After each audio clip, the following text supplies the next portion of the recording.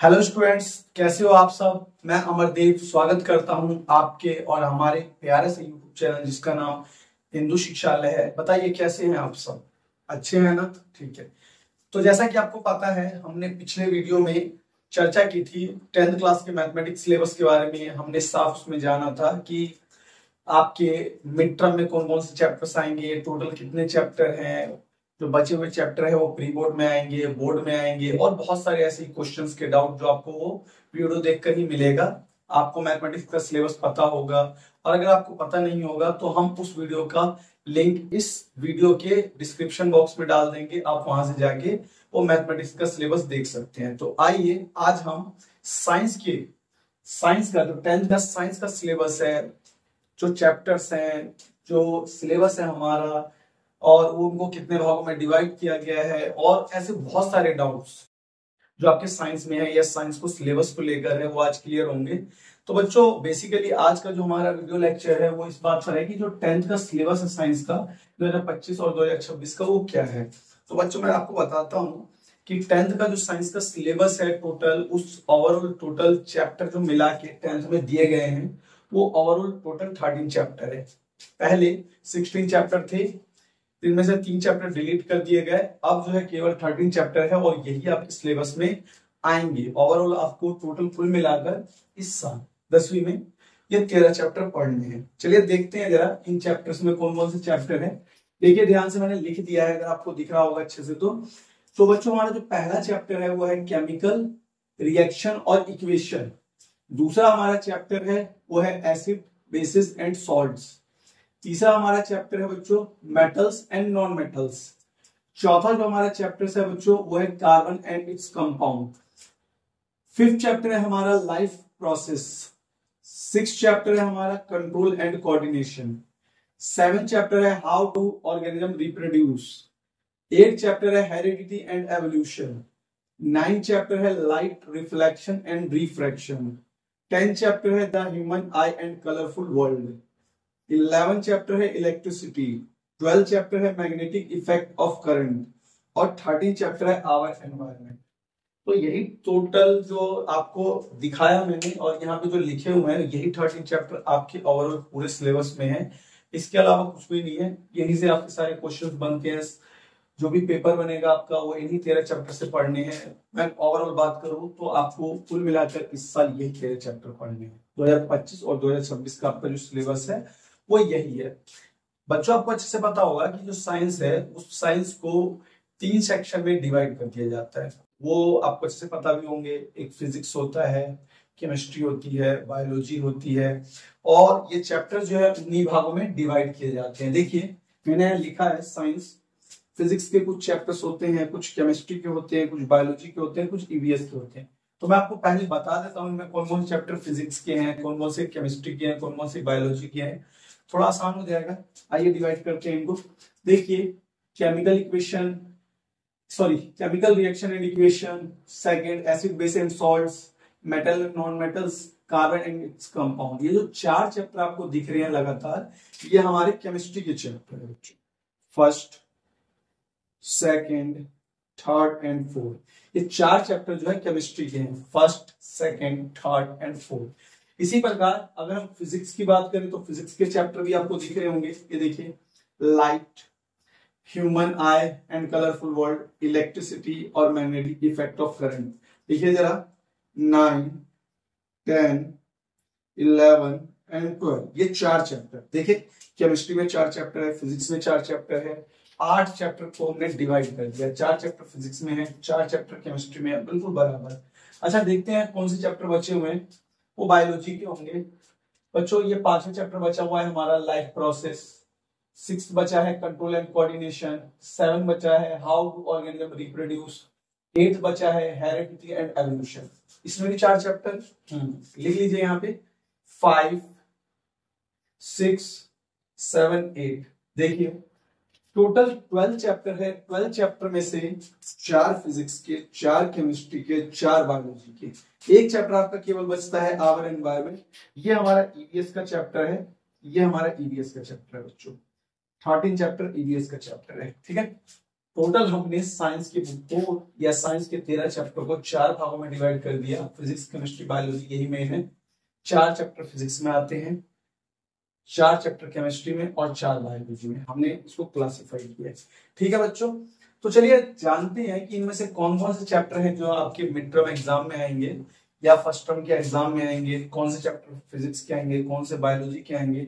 तो जैसा कि मैंने डिवाइड कर दिया है, देखिए मिड टर्म का जो आपका सिलेबस है बच्चों, वो हमारा मिड टर्म का सिलेबस है chapter number 1, chapter number 2, chapter number 3, chapter number 5, chapter number 6, chapter number 9, 10 और 13। ये चैप्टर्स हमारे आएंगे मिड टर्म एग्जाम में। देखिए फर्स्ट, सेकंड, थर्ड, फोर्थ, 6, 9, 10 और 13, कुल ओवरऑल मिला के बच्चों ये 8 चैप्टर है जो हमारे मिड टर्म एग्जाम में आएंगे। मींस आधे से ज्यादा सिलेबस, आधे से ज्यादा 13 में से 8 चैप्टर केवल फर्स्ट टर्म यानी कि मिड टर्म के ही एग्जाम में आएंगे। ठीक है, तो बच्चों इन 8 चैप्टर को देखो, क्लासिफाई कर लो कौन से चैप्टर आपके फिजिक्स, केमिस्ट्री, बायोलॉजी में आते हैं। जैसा कि देखो आप फर्स्ट, सेकंड, थर्ड, ये केमिस्ट्री के चैप्टर हैं आपके, 3 केमिस्ट्री के चैप्टर आएंगे आपके, 3 केमिस्ट्री के। ये 2 चैप्टर जो हैं ये बायोलॉजी के चैप्टर हैं। देखिए तो ये 2 चैप्टर जो हैं ये आपके बायोलॉजी के हैं, और ये 2 चैप्टर जो आपको दिख रहे हैं ये हमारे फिजिक्स के हैं। देखिए 2 चैप्टर 9 और 10 देख लीजिए यहाँ पे।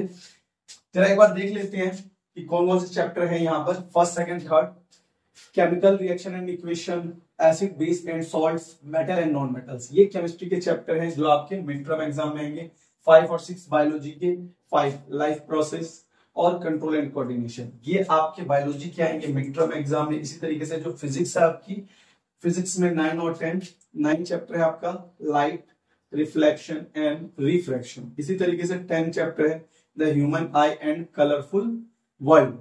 तो ये जो चैप्टर्स हैं आपके ये आएंगे आपके मिड टर्म के एग्जाम में बायोलॉजी के। लास्ट एक चैप्टर बचा हुआ है 13, अच्छे से पता है आपको, जैसा कि हमने बताया आपको कि ये जो है हमारा ईवीएस का चैप्टर है, ईवीएस का चैप्टर है, ध्यान दीजिए।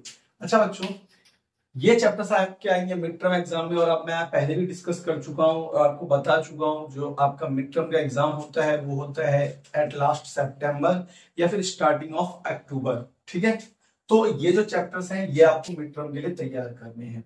बाकी जो चैप्टर्स बच जाते हैं वो मिड टर्म के एग्जाम के बाद शुरू कराए जाते हैं। देखिए बाकी चैप्टर्स कौन कौन से आपके बच जाएंगे, 4, 7, 8, 11 एंड 12, ये चैप्टर्स आपके बच जाएंगे जो सेकंड टर्म में यानी मिड टर्म के बाद आपको पढ़ाए जाएंगे।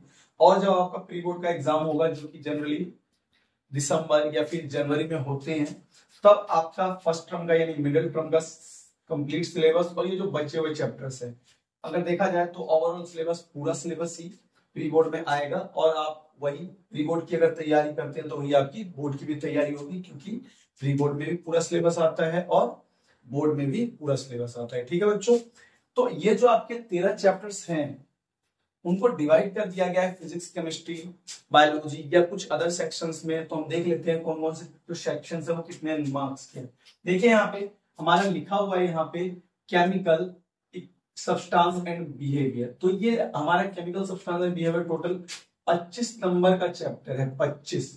तो देखिए जो शुरू के 4 चैप्टर आपको दिख रहे हैं 1, 2, 3, 4, ये चारों ही चैप्टर हमारे केमिस्ट्री के हैं, केमिस्ट्री। और केमिस्ट्री हमारी टोटल 25 मार्क्स की है, 25 मार्क्स। ठीक है बच्चों, अच्छा जो हमारा नेक्स्ट सेक्शन है वो भी हमारा 25 मार्क्स का दिख रहा है। और अगर देखा जाए तो ये बायोलॉजी है, ये सेक्शन जो है ये हमारा बायोलॉजी का है, वर्ल्ड ऑफ लिविंग। देखिए यहाँ पे बायोलॉजी के चैप्टर्स कौन कौन से हैं, जैसा कि मैंने पहले बताया था आपको 5, 6, 7, 8, ये लाइन से 5, 6, 7 और 8 ये चैप्टर हमें बायो के दिख रहे हैं। बताया भी है मैंने आपको कि ये 4 चैप्टर बायोलॉजी के हैं। तो ये हमारी जो बायोलॉजी है वो टोटल ओवरऑल 25 मार्क्स की है।